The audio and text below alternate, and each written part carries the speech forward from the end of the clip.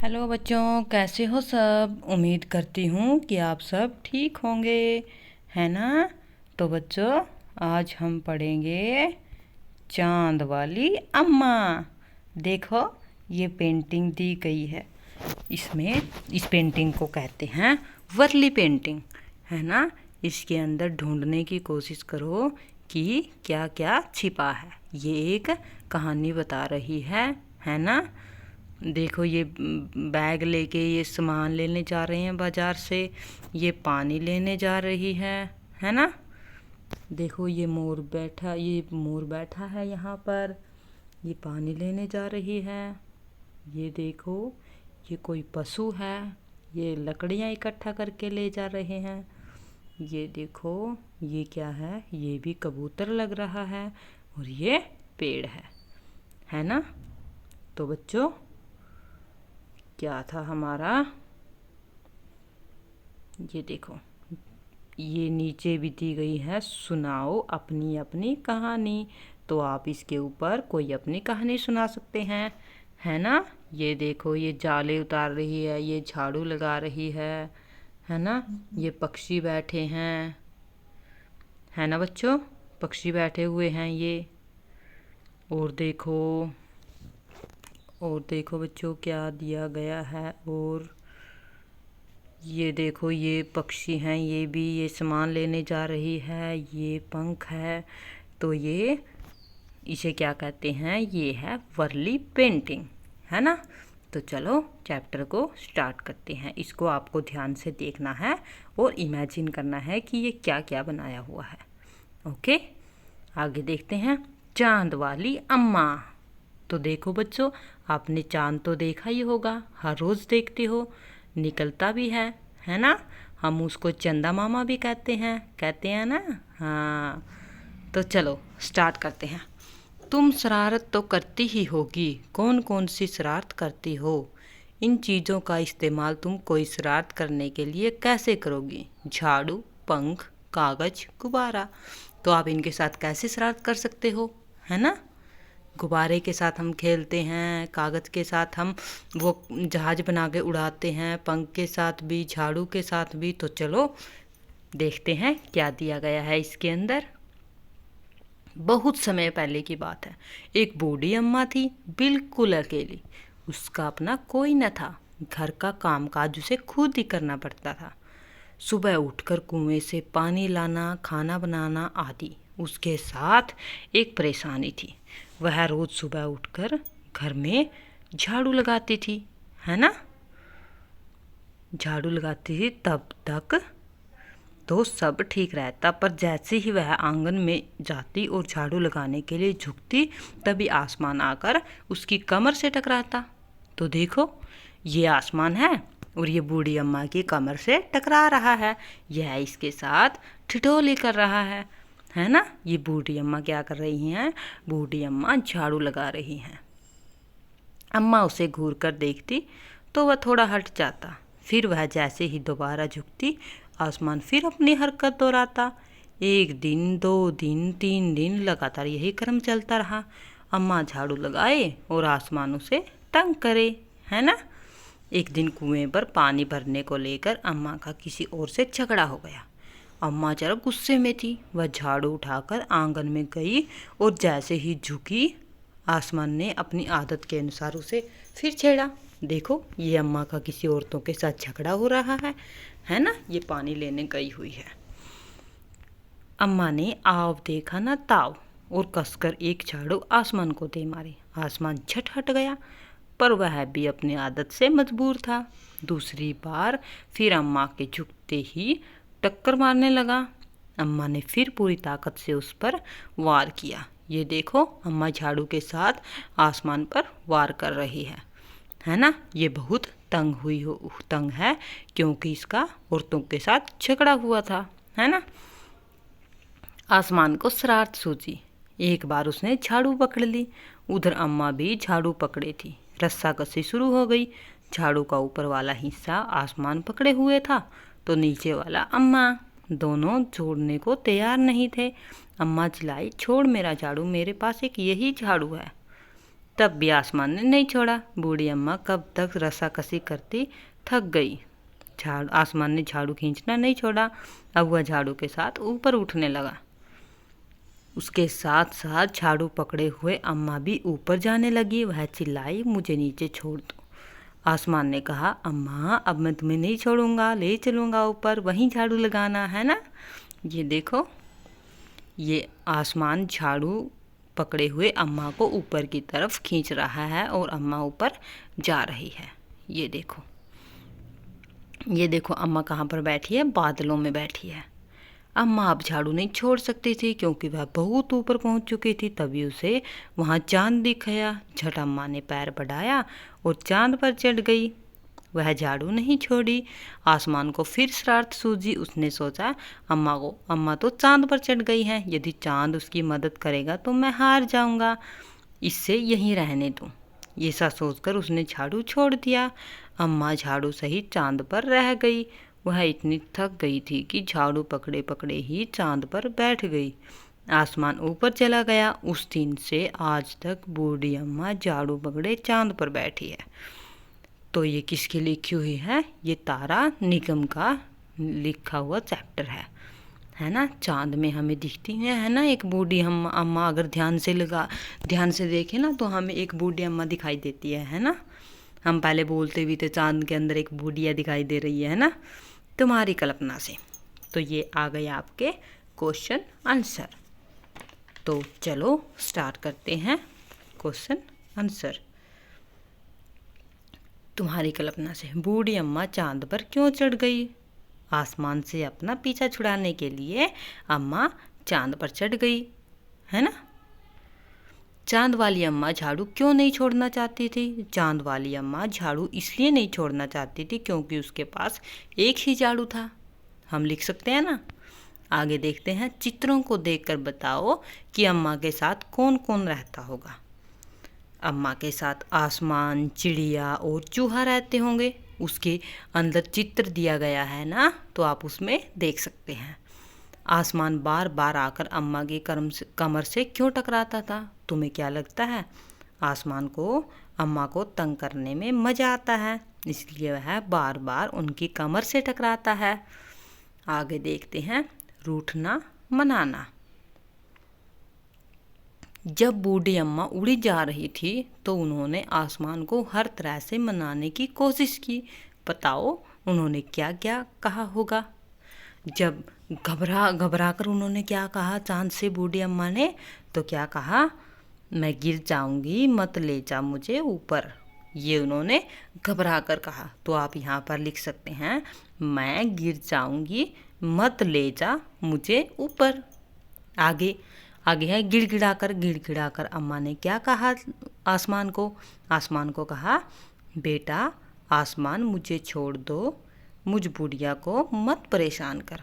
तो उसने क्या कहा? आप यहाँ पर लिख सकते हैं, बेटा आसमान मुझे छोड़ दो, मुझ बुढ़िया को मत परेशान कर। गिड़गिड़ा कर कहा ये उसने। गुस्से में क्या कहा? चलो ऊपर, मैं तुझे सब सिखाती हूँ, है ना। चलो ऊपर, मैं तुझे सब सिखाती हूँ, ये कहा है। आगे है तरकीब सूझने पर। तरकीब सूझने पर क्या कहा होगा? बेटा आसमान अब मैं तुझे कभी नहीं मारूंगी, मुझे छोड़ दो। तो आपको ये यहाँ पर लिखना है। आगे है घूरना। अम्मा उसे घूर कर देखती तो आसमान थोड़ा हट जाता। कब कब ऐसा होता है जब तुम्हें कोई घूर कर देखता है? जैसे मेरा दोस्त मुझे घूर कर देखता है तब मैं उसका मजाक उड़ाता हूँ, जब मैं उसका मजाक उड़ाता हूँ, है ना। तो आगे आपको लिखना है मेरे पिताजी के बारे में लिखना है। मेरे पिताजी मुझे घूर कर देखते हैं जब मैं कोई हट करता हूँ, है ना। आपके पिताजी कब देखते हैं तो आपको वो यहाँ पर लिखना है। मेरा शिक्षक मुझे घूर कर तब देखता है जब मैं कोई शरारत करता हुआ पकड़ा जाता हूँ, है ना। मेरी बहन मेरा भाई मुझे घूर कर तब देखते हैं जब मैं उनकी कोई चीज़ ले लेती हूँ, है ना। आगे देखो, दम लगा के हैसा। रस्सा कसी के खेल में दो टोलियों के बीच में खूब खींचातानी होती है। कुछ और खेलों के नाम लिखो जिनमें दो टोलियाँ खेलती हैं। तो क्या लिखोगे आप? क्रिकेट, कबड्डी, हॉकी, बैडमिंटन लिख सकते हैं ना आप यहाँ। हाँ, आगे देखते हैं, साफ सफाई। घर की सफाई करने के लिए किन किन चीज़ों का इस्तेमाल होता है? तो किन किन चीज़ों का इस्तेमाल होता है? झाड़ू, पानी, फिनाइल या फिर लाइजॉल यूज़ करते हैं, पोछा और वाइपर, है ना। आगे है, किन किन मौक़ों पर तुम्हारे घर का सारा सामान हटाकर खूब ज़ोर शोर से सफाई होती है? तो आपके घर में कब होती है? हमारे घर में होली दीपावली और पूजा पाठ के अवसरों पर ज़ोरों शोरों से सफाई होती है। ये मौके खास क्यों हैं ये खास? ये मौके खास इसलिए होते हैं क्योंकि मेहमान हमारे घर आते हैं, है ना, मिठाई का डब्बा देने दिवाली पर। आगे देखते हैं, सफाई के काम से जुड़े हुए शब्द सोचो और लिखो। जैसे झाड़ना, आगे लिख सकते हैं यहाँ पर बुहारना लिख सकते हैं, यहाँ पर पोंछना लिख सकते हैं, यहाँ पर रगड़ना लिख सकते हैं और यहाँ पर धोना लिख सकते हैं। ओके, आगे देखते हैं, काम कौन करता है? बूढ़ी अम्मा अकेली रहती हैं, उन्हें घर का सारा काम अकेले ही करना पड़ता होगा। उन कामों की सूची बनाओ जो उन्हें सुबह से शाम तक करने पड़ते होंगे। यह भी बताओ कि तुम्हारे घर में ये काम कौन करता है ना। तो आपको काम बताने हैं। जैसे बूढ़ी अम्मा के काम मेरे घर में कौन करता है, बूढ़ी अम्मा क्या काम करती हैं, तो आपको वो यहाँ पर लिखना है। जैसे बूढ़ी अम्मा कुएं से पानी लाती है और मेरे घर में मम्मी जी पानी लेके आती हैं, है ना। जैसे बूढ़ी अम्मा खाना बनाती है और मेरे घर में मम्मी जी खाना बनाती हैं। जैसे बूढ़ी अम्मा कपड़े धोती है, मेरे घर में मेरी मम्मी जी धोती हैं कपड़े और कभी कभी मेरे पापा जी भी धोते हैं, है ना। झाड़ू लगाना, बूढ़ी अम्मा झाड़ू लगाती है और मेरे यहाँ नौकरानी लगाती है ना। आगे देखते हैं, तुम कौन कौन से काम करते हो, अपने कामों के बारे में बताओ। घर के काम, जैसे घर के काम क्या क्या करती हूँ मैं? अपना बिस्तर ठीक करना, किताबों वाली रैक ठीक करना, जूते पॉलिश करना, पापा को पानी देना और मैगी बनाना। तो हम यहाँ पर लिख सकते हैं। घर से बाहर के काम क्या करते हैं? दूध ले आना, जैसे स्कूल जाना, माँ के साथ बाज़ार जाना, स्कूल बैग की जिप ठीक करना, है ना। ये काम हम घर से बाहर के काम करते हैं। तुम बूढ़ी अम्मा की मदद किन किन कामों में कर सकते हो? तो किन किन कामों में कर सकते हैं? तो आपको किन किन कामों में कर सकते हैं वो आपको यहाँ पर लिखना है। तो किन किन कामों में कर सकते हो, तो ये तो आपको खुद करना पड़ेगा, है ना। सोचो कि क्या क्या कर सकते हो। जैसे खाना बनाने में उनकी थोड़ी हेल्प कर सकते हैं, है ना। कितने नाम कितने काम, इस कहानी में नाम वाले और काम वाले कई शब्द आए होंगे, उन्हें छांट कर नीचे तालिका में लिखो। नाम वाले शब्द, जैसे नाम वाले अम्मा, आसमान, झाड़ू और चांद। काम वाले शब्द जैसे पानी लाना, खाना बनाना, झाड़ू लगाना, है ना। तो ये हैं काम वाले शब्द। आगे देखते हैं, तुम्हारी शरारत, अपनी किसी शरारत के बारे में लिखो। अरे आसमान की शरारत तो कुछ भी नहीं, मैंने तो एक बार पॉलिथीन में पानी डालकर माँ के सिर पर उड़ेल दिया। मैं अपनी शरारत की बात कर रही हूँ, है ना। तो आप भी अपनी शरारत यहाँ पर लिख सकते हैं। और उसके बाद और पानी उड़ेलने के बाद भागकर मैं सबसे पीछे वाले कमरे के कोने में छिप गई। माँ खोजती रही। थोड़ी देर बाद जब वह घबराने लगी कि मैं कहाँ हूँ, तो उनकी घबराई हुई हालत देखकर मैं बाहर आ गई और गोदी में छिप गई। माँ का गुस्सा गायब था।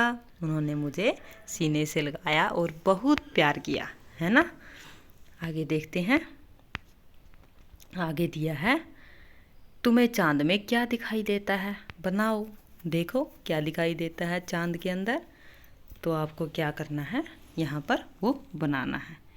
ओके, ये काम आपको खुद ही करना पड़ेगा। सूरज और चांद ऊपर क्यों गए? बहुत समय पहले सूरज और चांद ज़मीन पर रहते थे।